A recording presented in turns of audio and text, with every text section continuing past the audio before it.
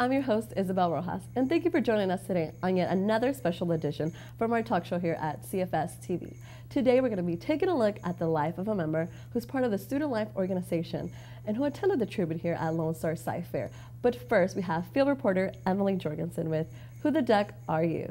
Hi, I'm Emily Jorgensen. This is Who the Duck Are You? Today we're interviewing the photography department. Come on! Photography's been here since we opened.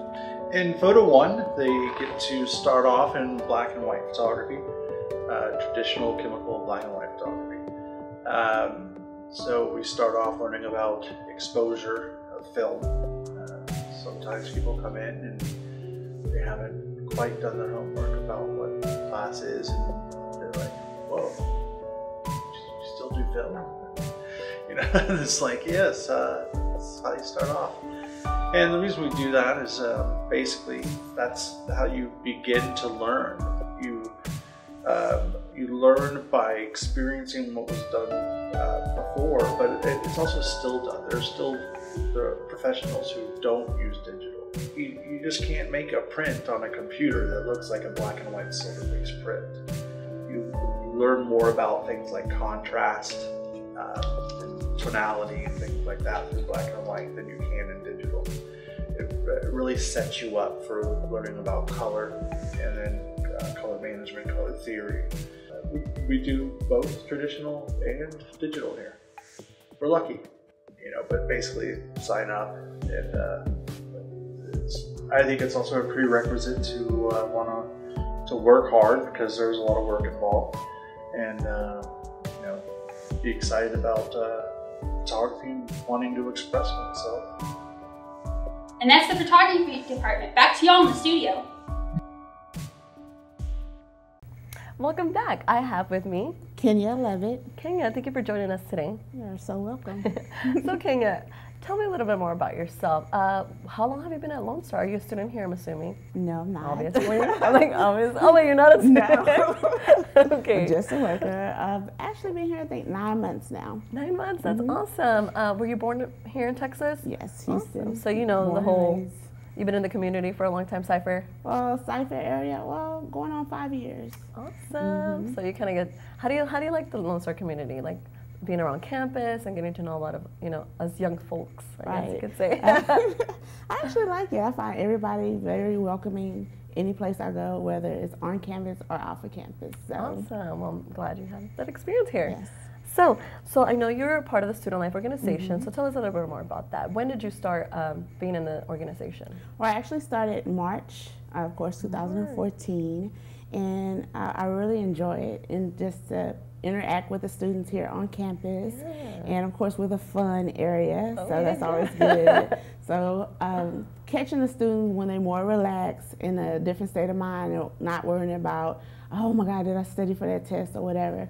So catching them in a more relaxed mode is more enjoyable. I know. I know. For me, we just finished finals. Oh, exactly. I took 4 finals, and my brain is just like, oh my gosh, I'm so ready. That's awesome though, that you get to be with the kids and, well, not kids, sorry. Right.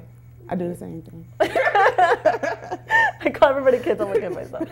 So what does the Student Life hope to achieve out of the events? I know you had the breast cancer awareness event that just happened. How was that? Tell us a little bit more about that. Well, actually it was very rewarding. We had 4 events. The first event here on campus, I do believe, and we actually had a survivor come to speak before we actually started the event, and she just told her story, her testimony, and how the struggles that she went through, and to make all of us aware, both men as well as women, to always check yourself and the routines, because it's not just a woman disease, it's also a man disease. Exactly. I know a lot of the times we know about all these people that are diagnosed with cancer, but we don't actually get to know someone that's lived it, experienced it. So I think that's very important for us to like share it to the community. That's awesome what you do. I think that's very cool. And so is Student Life planning on running other kinds of events like throughout the year? What kind of events do you guys organize? There's just the cancer awareness. Oh no, we have like so many more, especially coming spring. We have a spring back. The back bash, back to school bash. Welcome back. Trust and believe, I got so many events in my head, but it's gonna be actual dance, and just once again get all the students back involved after especially that long winter break. and everything. And after finals, I'm just like, okay, can I get out of the school now, please? Exactly. But that's, yeah, I know. But and so, how was the outcome of the breast cancer awareness? We had an actually good turnout. We have here on campus the site fair location, Fairbanks, as well as the Cypress Centers. So we make sure we host something and all, so everybody feel involved and aware, of course. So is it just strictly for the people that go to Lone Star and the staff and the faculty, or is it open to the public? Well, our focus audience is actually the staff and the members here on campus. That's great. I'm so glad we have organizations like this, because I think it's very, very important. Not just a place where you can go to school, but actually where you can get involved in your community. Exactly. So that's great. Thank you so much for joining us, so Kenya. welcome. And you're awesome. So thank you guys. When we come back, we're going to have John Wolfe coming in to discuss his battle with cancer and the struggles that came with it. Stay tuned. Welcome back. Here with us, we have Mr. John Wolfe. How are you, Mr. John? Doing good. Thank you for joining us today. Thank you for having me. No problem. So, Mr. John, tell us about yourself. Where were you born? What brought you to Lone Star? And what do you do here at Lone Star? Whoa. I've been here 7 years now. I'm a professor of music. I teach instrumental music, direct the jazz ensemble, symphonic band. We started an orchestra. We've got another director for the jazz ensemble now, and it's growing. And I'm grateful to be a part of something that's been so successful now. Awesome. Thank you so much for helping us in Lone Star in the music program. I myself, I was in choir throughout middle school and high school. And you're going to be in choir this spring?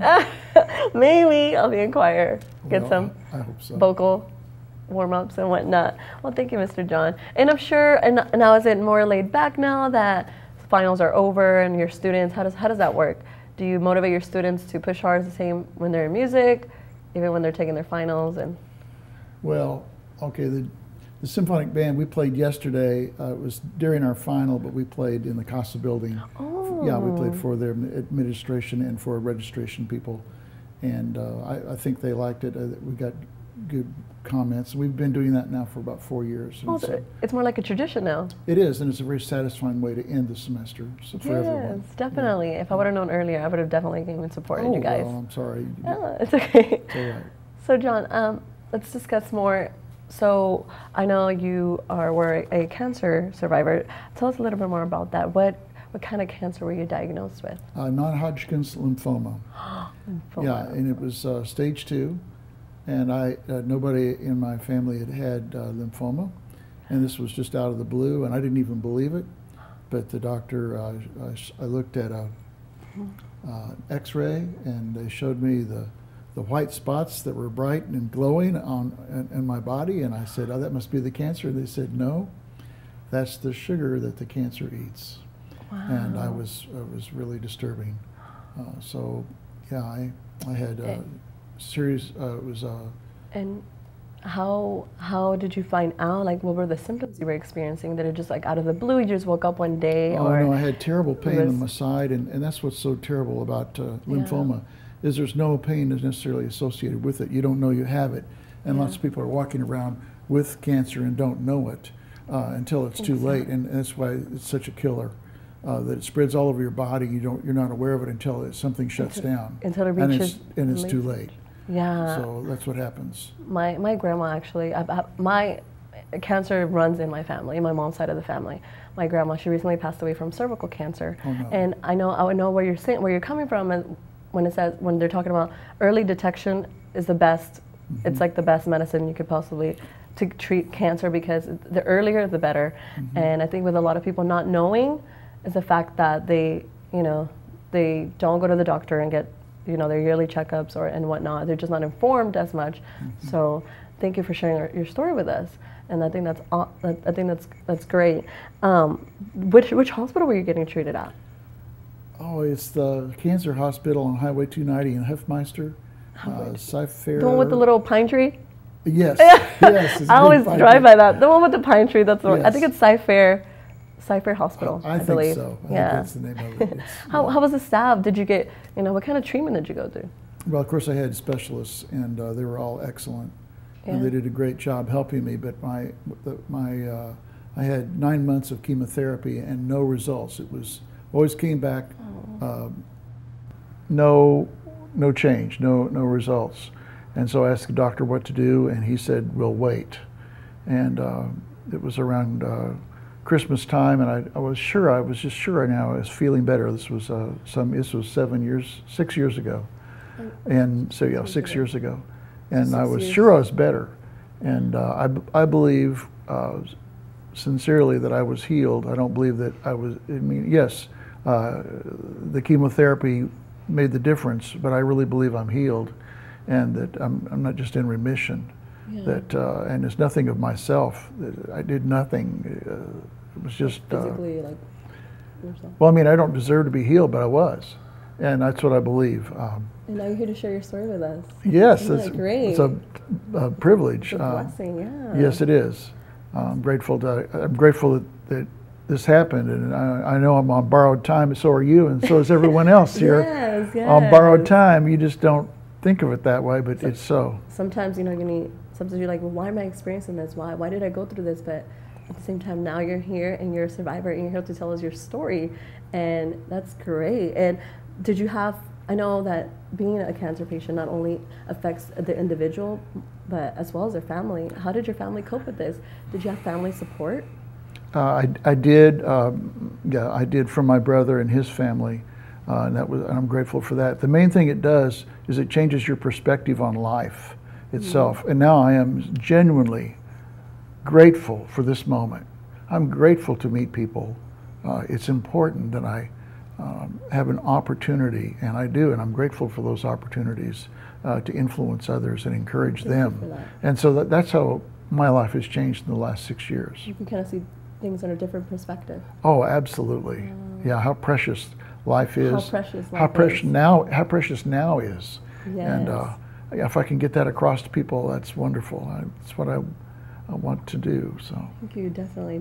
Thank you for taking the time to sharing your story with us. And I know it's a personal story, so sometimes people are not, okay with that. But we thank you for being here today, and hopefully we reached out to some people and they look at things in different perspectives. So thank you for the opportunity. Thank you.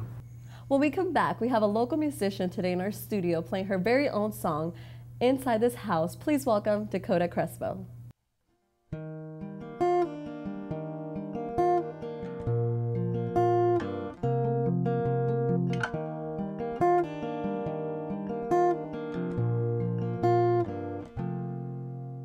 It's cold out there, but it's warm inside this house. The midnight fall of snow takes its toll as it's whispering down.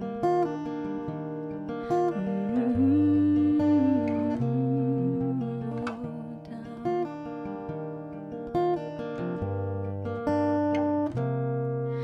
For a couple hours, could we try to forget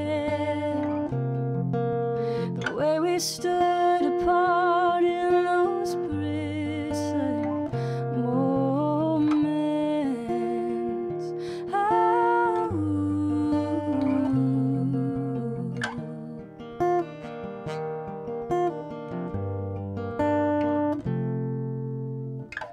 Doing the right thing makes us better, that much I know.